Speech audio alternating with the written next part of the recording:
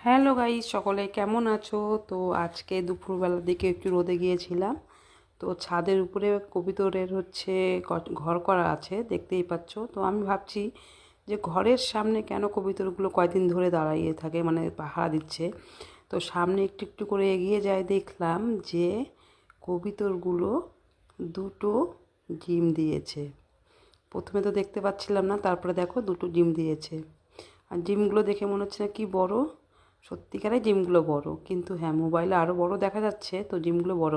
তারপরে দেখো পাশের ঘরগুলো খালি, দেখতেই পাচ্ছ, তার পাশের ঘরও খালি।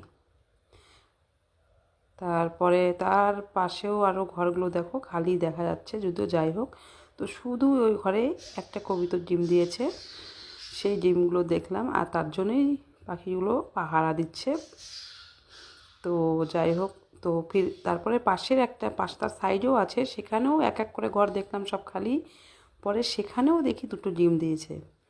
তো এর পাখিটা তার অপর সাইডে ছাদ থেকে আমাকে দেখছিল, যদিও তো ভিডিওটা করতে পারলাম না। তো দেখতে পাচ্ছ পুরো খালি, কি সুন্দর ডিমগুলো দিয়ে রেখে দিয়েছে। তো এইদিকে দুটো, ওইদিকে দুটো, চারটে ডিম। আর পাখিগুলো দেখো, তারপরে একটা ঘরের উপরে ছাদ থেকে দেখছে আমাদেরকে, মানে আমরা ভিডিও বানাচ্ছিলাম যখন, তো আমি বানাচ্ছিলাম আর কি। তো দেখছে। তো কেমন লাগলো ভিডিওটা, প্লিজ পুরোটা দেখে দেখে লাইক কমেন্ট করবে। আর যারা যারা পশু পাখি পছন্দ করে তারা অবশ্যই ভিডিওটা দেখবে। Bye bye.